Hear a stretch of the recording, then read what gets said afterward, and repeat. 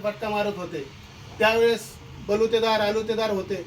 डोंबाऱ्याचा खेळ चालू होता आणि त्या ठिकाणी बघितलं तर एक पोरगा त्या ठिकाणी काय करत होता, हातात दांडपट्टा होता आणि त्या ठिकाणी काय करायचा, लिंबूवर ते टाकायचा आणि तो लिंबूच्या वरच्यावर तो लिंबाचे 4 भाग त्या दांडपट्ट्याने करत असायचा हवेत उंच उंच. शिवाजीराजे बघत राहिले आणि म्हटले, त्याच्याबरोबर सरदार होते. शिवराय म्हटले नाही, म्हटले त्याला बोलवून घ्या इकडं. त्याला बोलवून घेतलं शिवरायांनी आणि शिवरायांनी त्याला सांगितलं, तू आमच्यासोबत चल. गडावर आणला त्याला, राजगडावरती, आणि त्याला सांगितलं आजपासून तू आमचा अंगरक्षक बनायचं. काय बघितलं होतं शिवरायांनी? प्रत्येकामध्ये असणार स्किल बघितलं त्या ठिकाणी, जात बघितली नाही. जो स्किल आहे त्याला त्यांनी जवळ केलेला आहे. आणि हा जीवा महाला पुढे तुम्हाला माहिती आहे सगळ्यांना, त्याने इतिहास घडवला. होता जीवा म्हणून वाचला शिवा. शिवाजी महाराजांनी त्याला एकच काम दिलं होतं, तू दांडपट्टा चालवण्याचा प्रयत्न चालू करायचा. तर तो 20-20, 25-25 फूट अशा हवेत उडून उड्या मारा. ज्यावेळेस तो अफजल खानाचा प्रसंग उभा राहिला होता, शामियाना उभारला होता, अफजल खानाला मारला, अफजल खान खाली पडला. कृष्णाजी भास्कर कुलकर्णी धावत आला शिवरायांवरती वार करायला. त्याच्यापूर्वी काय घटना घडली होती, अफजल खान ओरडू लागला, दगा दवा लाहवा लाहवा, शिवाने मुझे मार दिया, शिवाने मुझे मार दिया. सय्यद बंडा त्याचा अंगरक्षक बाहेरच होता, तो शामियानामध्ये आत घुसला.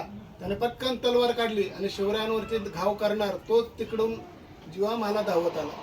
चित्त्यासारखी झेप घेतली, बरीच उंच झेप होती, ती 20 फुटाच्या वर झेप होती. आणि एका क्षणाचाही विचार न करता, म्हणजे तो तुम्ही लक्षात घ्या किती झटकन तो प्रसंग झाला असेल. हा आपल्याला बघायला वाटतं, ऐकायला वाटतं, पण तो प्रसंग म्हणजे हे शिवरायांचा जीव त्याने तो वाचवला. म्हणजे शिवरायांकडं या पद्धतीची लोक होती. त्या संभाजी कावजी कोंढाळकर अफजल खानाला मारलं, तुम्हाला माहिती आहे. शिवरायांनी वाघनख्या त्याच्या पोटामध्ये खुपसल्या. पण हा जो संभाजी कावजी कोंढाळकर होता, कोण होता?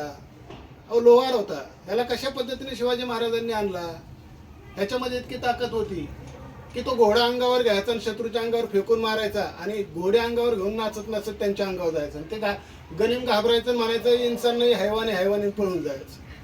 म्हणजे ह्या क्षमतेची, या ताकदीची लोक शिवाजी महाराजांनी, संभाजी कोंढाळकर स्वतः भोवती घेतला. सर्व बहुजन त्यांनी समतेचा हक्क हे लक्षात घ्या. घटनेत जो सांगितलं, आपण सर्व समान आहोत आणि हा हक्क शिवरायांनी त्यांच्या लोककल्याणकारी राज्यामध्ये दिलेला आहे. सर्व समान होते. ज्याचं नेतृत्व, ज्याचं कर्तृत्व, त्याला त्यांनी जवळ घेतलं. 14 ते 18 आम्हाला हेच सांगतं ना, अस्पृश्यता निर्मूलन, बरोबर ना, 17वा आहे ना काहीतरी. म्हणजे अस्पृश्यता निर्मूलन जे आहे हे शिवरायांनी, त्यांना जातीभेद मान्यच नव्हता. अरे शिवरायांच्या फौजेमध्ये बघायला गेले तर कित्येक SC ST संवर्गाचे सुद्धा लोक होते. शिवरायांना, संभाजी महाराजांचा आता आपण बघतो, संभाजी महाराजांना ह्या तुळापुरी, आम्ही 4 दिवसापूर्वीच आमची ट्रिप गेली होती. देहू पाहिलं आम्ही, तुळापूर पाहिलं. तुळापूरला गेलो तर त्या ठिकाणी रायांत नावाचे जे सरदार होते हे SC कॅटेगरीतले शेवटी. मग राजांनी वगैरे त्यांनी त्या ठिकाणी कधीच असला जातीभेद केलेला नाही. ज्याचं नेतृत्व, ज्याच्यात कर्तृत्व त्यांना सोबत घेतलं. म्हणजे असे छत्रपती शिवाजी राजे होते. म्हणजे त्यांनी कधीच भेदभाव मानला नाही. तुकाराम महाराज त्यांचे कोण होते? गुरु होते. शिवाजी महाराजांनी आयुष्यात कोणाला गुरु मानले? एक तुकाराम महाराजांना, दुसरं म्हणजे जिजाऊंना त्यांनी आपल्या गुरुच्या स्थानी मानलेलं आहे. मग तुकाराम महाराज जर जबरदस्त आयडियोलॉजी होती त्यांची. तुकाराम महाराजांनी सुद्धा त्या ठिकाणी शिवरायांसाठी काय केलेलं आहे? नुसते वारकरी उभे नाही केले, त्यांनी धारकरी उभे केले. धारकरी म्हणजे तलवार चालवणारे. वारकरी ते कीर्तनातून ठिकठिकाणी जायचे आणि शिवरायांच्या फौजेमध्ये तुम्ही सहभागी व्हा असे तिथल्या युवकांना ते मंत्र देत असायचे. आणि तुकाराम महाराजांच्या ऐकून त्या ठिकाणी बरेचसे मावळे स्वराज्यात सामील झाले. आणि तुकाराम महाराजांना सुद्धा संघर्ष करावा लागला. गुरु आणि शिष्याचा संघर्ष जबरदस्त आहे आणि दोघांनी शून्यातून घडवलेला आहे. म्हणजे कुठलाही जनाधार असताना गुरु शिष्याचं हे नातात तुकाराम महाराजांचा मी प्रसंग आल्याबद्दल तुम्हाला म्हणतो की तुकाराम महाराज त्यांच्या वेळेस सुद्धा त्यांना त्रास देणारे त्यांचे जवळचे होते ना, मंबाजी सारखा माणूस. देहूला आम्ही गेलो होतो तर त्या देहू इंद्रायण नदीमध्ये तुकारामांचं चरित्र तुम्हाला सगळ्यांना माहिती आहे की तुकाराम चांगलं करायचे, पण त्यांच्या जवळच्या आजूबाजूच्या लोकांना काही ना काही करून तुकारामांना हाणून पाडायचं होतं. म्हणून त्यांनी त्या ठिकाणी काय केलं होतं, बऱ्याच प्रमाणामध्ये तुकारामांना काय छळ कपट करायचा प्रयत्न केला. पण तुकाराम त्या ठिकाणी त्यांचं कार्य त्यांनी सोडलं नाही. तुकाराम महाराजांचा एक मला त्या दिवशी एक प्रसंग त्या तिथे गेल्यानंतर मी आमच्या विद्यार्थ्यांना सांगत होतो कथा त्या इंद्रायणीच्या नदीच्या तीरी. तर तिथं एक माणूस होता, त्यांनी ह्यांना सांगत होतो, त्याला काहीतरी भावलं आणि तो मला आला, म्हणला सर तुम्हाला भविष्यात एक आणखीन एक गोष्ट सांगता येईल महाराजांची. म्हटलं कुठली? त्याने मला एक सांगितलं, छान. म्हणलं इंद्रायणी नदीवरती तुकाराम महाराज आंघोळीला येत असायचे. सकाळी सकाळी आल्यानंतर ते सूर्याला अर्धे द्यायचे. आणि त्याच वेळेस काय आलं म्हणले, एक विंचू होता, तो पाण्यामध्ये असा वाहत वाहत आला आणि तुकाराम महाराजांच्या ओंजळीमध्ये आला. आता तुकाराम महाराजांच्या ओंजळीमध्ये आला. आता ओंजळीमध्ये आल्यावर विंचू काय करणार आहे, म्हणणार आहे का बाबा मला धरलंय तू, माझ्यावरून प्रेमाने हात फिरवला आहेस, म्हणणार आहे का? नाही. विंचाने आपल्या स्वभावाप्रमाणे नांगी मारली. तुकाराम महाराजांना ती हे झाली, डोक्यामध्ये अशा फार वेदना झाल्या. पण तुकाराम महाराजांनी घेतला, त्याला कुठे नेऊन टाकला, नदीच्या बाहेर सोडला. आता नदीच्या बाहेर सोडल्यानंतर तिकडे एक माणूस बघत होता तुकाराम महाराज काय करतात. तुकाराम महाराज परत आले, वेदना तर झाल्या होत्या, परत पाणी घेतलं, परत लगेच तो विंचू आला, पुन्हा ओंजळीत शिरला आणि पुन्हा त्याने काय केली, त्यांना काय केला, डंख मारला. तुकाराम महाराज 2 वेळा झाले. तिसऱ्या वेळेस सुद्धा त्यांनी काय केलं, घेतला, बाहेर नेऊन ठेवला. त्या माणसालाच राग आला. तो माणूस इथं आला, म्हटलं काय म्हणलं तुकाराम, म्हणजे त्यावेळेस तर वेगळं होतं ना. त्यावेळेस काही त्यांना काही ते असे मानपान देत नव्हते. माणूस गेल्याच्या नंतर माणसाला माणसाची किंमत कळते, हे तुम्हाला सगळ्यांना आपल्याला सगळ्यांना माहिती. जोपर्यंत आहे त्यापर्यंत आपण त्याला किंमत देत नसतो. आणि मग ते तुकाराम महाराजांच्या जवळ आला, म्हणलं काय म्हणलं महाराज, हा दुसऱ्यांना शिकवता, विंचू देवारेशी आला, देवा पूजा ना आवडे त्याला, तुका म्हणे ते पैजराचे काम अधमासी व्हावे अधमा, बरोबर ना, असं म्हणतात. आणि इथं ते विंचू येतोय, तुम्हाला चावतोय, तुम्ही त्याला काय करताय, बरोबर. तिथं त्याला जीवदान देत. तुकाराम महाराज म्हणाले, अरे तो विंचू आहे, त्याचा धर्म काय, डंख मारण्याचा आहे. आणि आपण कोण आहोत, साधू संत आहोत. आपला धर्म काय, बुडत्याला तारण्याचा आहे. बुडत्याला काय करायचं आहे, तारण्याचा. तो त्याचा धर्म सोडत नाही, मी माझा धर्म का सोडू. आयुष्यात नेहमी एक गोष्ट लक्षात ठेवा, आपण आपला चांगुलपणाचा धर्म कधी सोडू नका, हे खूप गरजेचं आहे. आणि ह्यांना जो संघर्ष झाला पुढं, म्हणून मंबाजी नावाचा त्यांचा एक कट्टर प्रतिस्पर्धी होता. त्या मंबाजीने ते इतका त्रास दिला, त्यांना खूप त्रास दिला. पण शिवराय संत तुकाराम कधी डगमगले नाहीत. आज मंबाजी कुठे आहे कोणाला माहीत नाही. देहूमध्ये गेलं तरी ते नाव घेतलं तरी शिव्यात घालतात त्याला.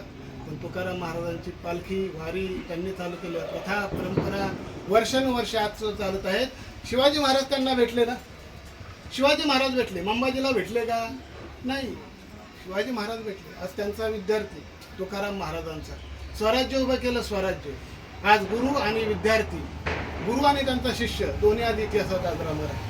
अशा पद्धतीने आपण आपलं काम नेहमी पुढे चालू ठेवलं पाहिजे. मला हे सांगायचं होतं, समतेच्या हक्कावर मी आलो होतो. तुकाराम महाराज कुठल्या जातीचे होते आणि शिवराय कुठल्या जातीचे होते हे महत्त्वाचं नाही. गुरु शिष्याचं नातं, त्यांचं कर्तव्य आज आम्हाला पाहिलं गेलं पाहिजे. आज समाज मोठ्या प्रमाणात जातीपातीत विकृत चाललेलं आहे. हे सगळं तुम्हाला उद्या अधिकारी झाल्यानंतर थांबवता आलं पाहिजे. आपल्याला जात बघून कुठली कामं करायची नाही, आपल्याला व्यक्ती बघून काम करायचं. आपल्याकडे शिवरायांचा दृष्टिकोन असला पाहिजे, आपण शिवरायांच्या विचारधारेने वागलं पाहिजे. तर हे महाराष्ट्र होईल. या देशाला आदर्श असं हे आपलं महाराष्ट्र आहे, ते आणखीन पुढे जाईल. त्यामुळं आपण या पद्धतीने वागलं पाहिजे. दुसरा कुठला अधिकार होता आपल्या घटनेमध्ये, समतेचा नंतर स्वातंत्र्याचा अधिकार आहे, बरोबर ना. घटनेतील कलम 19 ते 22, 21 मध्ये सांगितलं प्रत्येकाला जीविताचा अधिकार आहे, बरोबर.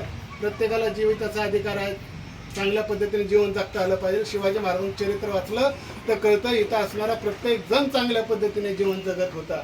शोषणाविरुद्धचा अधिकार, घटनेतील कलम मला वाटते किती आहेत, 23, 24. कोणाचं शोषण होत होतं त्यावेळेस, इथला असणारा आलुतेदार बलुतेदार शेतकरी यांचं शोषण होत होतं. त्या काळामध्ये वेगवेगळे कर त्यांच्यावर लादले जात होते. आणि इंग्रजांनी तर कळसच घातला, तर त्याच्या अगोदर सुद्धा जे राज्यकर्ते ते याच पद्धतीने करत होते. तिकडे तुमच्या शेतात पिकू अगर न पिकू, तुम्ही आणून आम्हाला एवढं उत्पन्न द्यायचं. शेतकरी देश धडेला लागला होता. किती मोठी पिळवणूक होती, केवढं मोठं शोषण होतं. स्त्रियांना रस्त्यावरून फिरणं, घरातून बाहेर पडणं खूप अवघड होतं. पण शिवरायांनी त्या काळात हे सगळ्या प्रथा बंद केल्या. शिवरायांनी त्यावेळेस तुम्हाला सांगतो, आता कुठला अधिकार काढून टाकलेला आहे आपला, कुठला घटनेतून, मालमत्तेचा, संपत्तीचा अधिकार. शिवरायांनी हे तत्व स्वतः राबवलेले लक्षात घ्या. आणि स्वतःच्या मुलाची आहुती त्याच्यासाठीच गेली संभाजी महाराजांची. शिवाजी महाराजांनी वतनदारी पद्धत त्यावेळेस बंद केली होती. वतनदारी पद्धत देत नव्हते ते, राजांनी बंद केली. त्याच्या अगोदरचे काय करायचे, तो सरदार येणार, घ्या त्याला आपल्या फौजेमध्ये, द्या त्याला. म्हणजे आता जसं चाललंय का नाही, बरोबर आहे ना, आमच्याकडे आला की तुम्ही सगळे चांगले. मग त्याच्याकडे कुठून तरी काय करायचं, वरतून दबाव आणायचा, प्रेशर आणायचा, त्याला आमिष दाखवायचं. तसंच होतं ना त्या काळात सुद्धा. पण शिवराय ह्या सगळ्यांच्या विरोधात गेले, नाही म्हटले. वतनदारी पद्धत, मालमत्तेचा हक्क काढून टाकला. कोण दुखावलं गेलं, स्वकीय दुखावले गेले. संभाजी महाराज, शिवरायांचा मृत्यू झाला, पण संभाजी महाराज ह्याला शिकार झाले. म्हणजे कसे झाले तर गणोजी शिर्के हे त्यांचे कोण होते, येसुबाईचा सक्का भाऊ होता ना, त्यांचंही वतन कोणी काढून घेतलं होतं शिवरायांनी. शिवराय असे म्हटले नाही माझ्या जवळच आहे, माझा व्याही आहे, माझी मुलगी त्यांच्या घरामध्ये नांदते, त्यांची मुलगी आमच्या घरामध्ये नांदते, असे कधीच त्यांनी म्हटले नाहीत. त्यांनी शिर्के असले घरातले म्हणून तरी त्यांचं वतन काढून घेतलं होतं, मालमत्तेत सगळ्यांना समान आणलं होतं. आणि मग नंतर शिवरायांच्या मृत्यूनंतर मग संभाजी महाराजांकडे गणोजी शिर्के आले, त्यांच्यात ते वाद झाले आणि त्यामध्ये ते म्हटले की आम्हाला आमचं वतन द्या. संभाजी महाराजांनी द्यायला नकार दिला की नाही मिळणार, आबासाहेबांचा त्या ठिकाणी आदेश आहे आणि त्यानुसारच स्वराज्य चालणार. तुम्ही माझ्या घरातले असले, माझ्या पत्नीचा भाऊ असला तरी मला त्याचं घेणं देणं नाही, कारण कायद्यासोबत सर्व समान आहेत, समानतेचा हक्क शिवरायांनी त्यांच्या घटनेमध्ये लिहूनच ठेवलं होतं. मग त्याच्यातून ते दुखावले गेले. शेवटी ते मुकरब खानाला जाऊन मिळाले. संभाजीराजे तुळापूर संगमेश्वरात न्यायनिवाड्यासाठी आले होते. त्यावेळेस सुद्धा न्यायनिवाडे चालायचे, कायदा होता त्यावेळेस सुद्धा, चांगल्या पद्धतीने होता त्यावेळेस सुद्धा. हे एकाला एक कायदा आणि एकाला एक कायदा असं कधीच केलं नाही शिवरायांनी संभाजी महाराजांनी. तर त्या ठिकाणी मग त्या ठिकाणी गणोजी शिर्केने फितुरी केली आणि संभाजी महाराजांना वेढा दिला आणि संभाजीराजांना पकडून दिलं. म्हणजे मला हे सांगायचं आहे की शोषणाविरुद्धचा अधिकार जो होता, मालमत्तेचा अधिकार जो होता, म्हणजे शिवराय आज जी घटना आहे ही राज्य घटना आपण म्हणतोय लोककल्याणकारी राज्याची लक्षणं आहेत. मी तुम्हाला हे सांगतोय कारण लोककल्याणकारी राज्य, आपण आता लोककल्याणकारी राज्यामध्ये राहतोय. पण त्यावेळेची जी लोक लोककल्याणकारी राज्यामध्ये राहत होती ती प्रत्यक्ष त्यांनी लोककल्याणकारी राज्य अनुभवलं. आज मात्र आम्हाला थोडंसं का होईना पण कुठेतरी वेगळं जाणवतं. लोककल्याणकारी राज्यामध्ये आज सुद्धा लोककल्याणाच्या हिताचे कुठले निर्णय घेतले जातात का देश पुन्हा आता एक वेगळ्या दिशेने मार्गक्रमण करतो, हे काय आपल्याला आता निश्चित करता येत नाही. ज्यांनी त्यांनी तो अनुभव घेत आहेत. जे ज्याला जसा अनुभव आला त्यांनी तसा देव पाहिला, जसा भाव तसा देव, हे पण बरोबर आहे. तर छत्रपती शिवाजी महाराजांनी त्यांच्या काळामध्ये रयतेचे स्वराज्य उभं केलं, निर्माण केलं. या ठिकाणी आज सुद्धा त्यांची विचारधारेने जर आपण सगळेजण पुढे गेलो तर आपण सुद्धा एक निश्चित आदर्श, स्वतः आदर्श व्हाल, इतरांपुढे आदर्श निर्माण करा आणि स्वतःच्या कामाचा एक प्रशासनामध्ये सुद्धा एक वेगळा ठसा निर्माण करा. आज या ठिकाणी आपण छत्रपती शिवाजी महाराजांच्या जयंती निमित्त या ठिकाणी एकत्रित आलो. शिवरायांच्या विचारधारेला तुम्ही समजून घेतलं. या दोन बालचमूंनी सुद्धा छान पद्धतीने पोवाडा